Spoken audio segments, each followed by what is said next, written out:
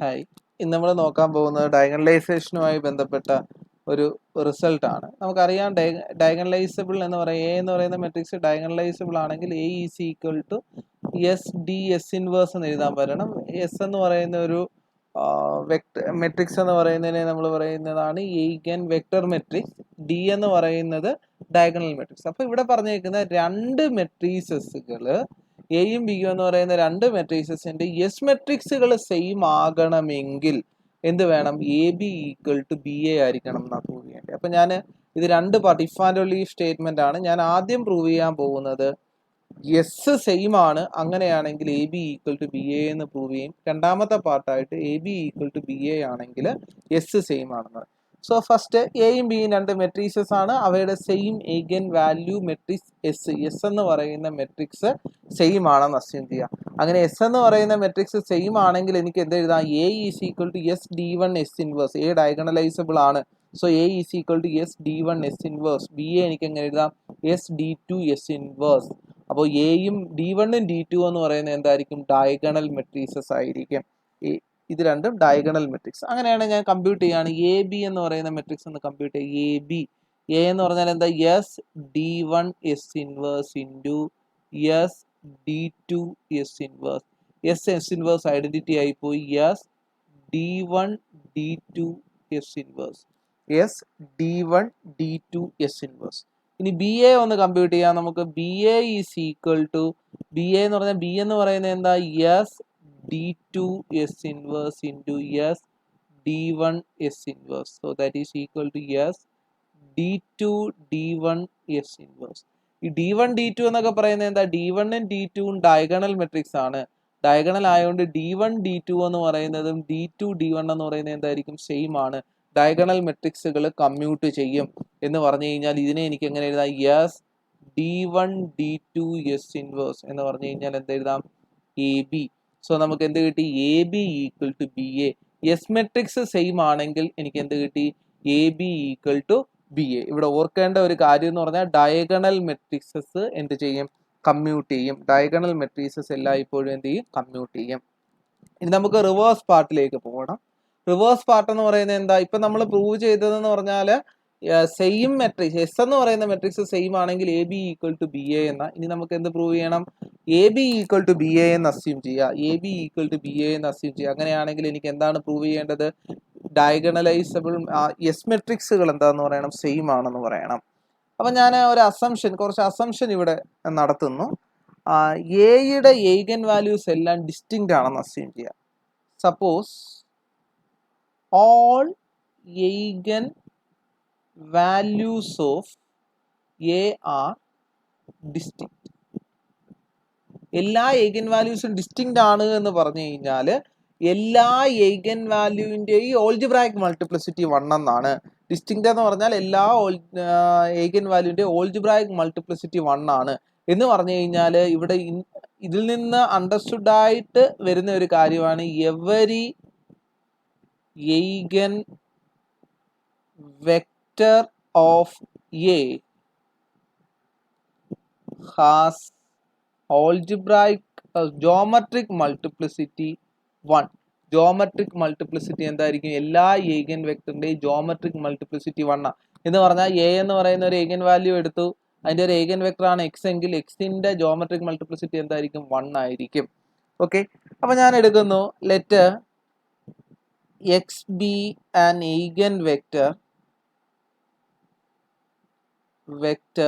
of A associated with lambda. ലാംഡയായിട്ട് associate ചെയ്ത ഒരു eigen വെക്ടർ ആണ് x എന്ന് എടുക്കുന്നു. അങ്ങനെയാണെങ്കിൽ what is the geometric multiplicity of lambda എന്ന് പറയുന്നത് 1 ആണ്. geometric multiplicity of lambda 1 ആണ്. അങ്ങനെയാണെങ്കിൽ നമുക്ക് എന്ത് പറയാം? ഇതിൽ നിന്ന് പറയാൻ പറ്റുന്നത് എക്സ് ഒരു ഇതാണെങ്കിൽ A x is equal to എന്തെന്ന് എഴുതാം? ലാംഡ എക്സ് എന്ന് എഴുതാം.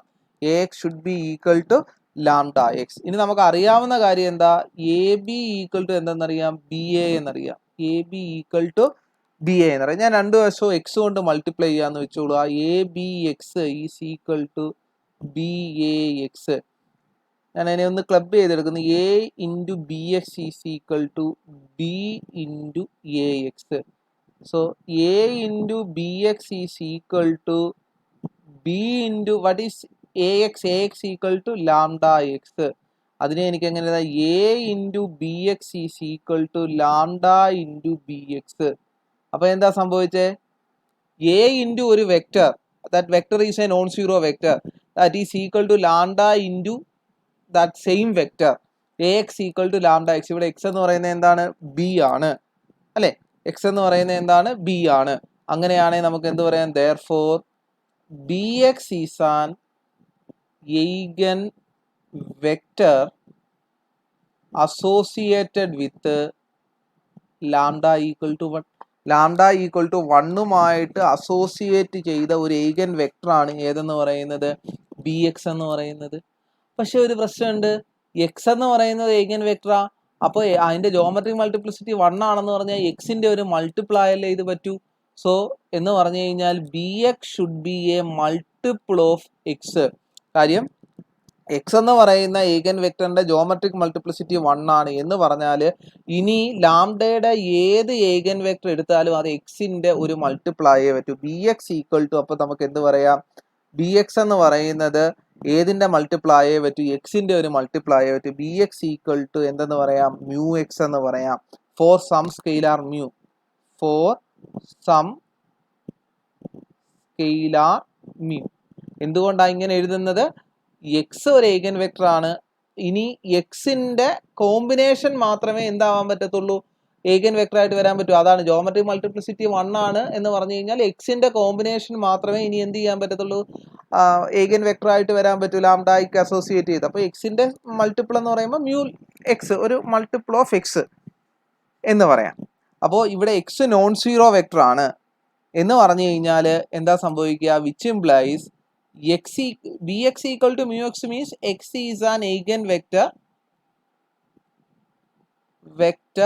of b associated with mu. mu എന്ന് പറയുന്ന eigen വാല്യൂ ആയിട്ട് അസോസിയേറ്റ് ചെയ്ത് നിൽക്കുന്ന ഒരു eigen വെക്ടർ ആണ് ഏതെന്ന് പറയുന്നത്? എക്സ് എന്ന് പറയുന്നത്. അപ്പോഴെന്താ ചെയ്തേ? എക്സ് എന്ന് പറയുന്ന എയുടെ ഒരു eigen വെക്ടർ എടുത്തപ്പോഴത്തേക്ക് അത് എന്തിന്റെ eigen വെക്ടർ ആയിട്ട് കിട്ടി? ബിയുടെ eigen വെക്ടർ ആയി കിട്ടി. That is every eigen vector of A is an eigen vector of B.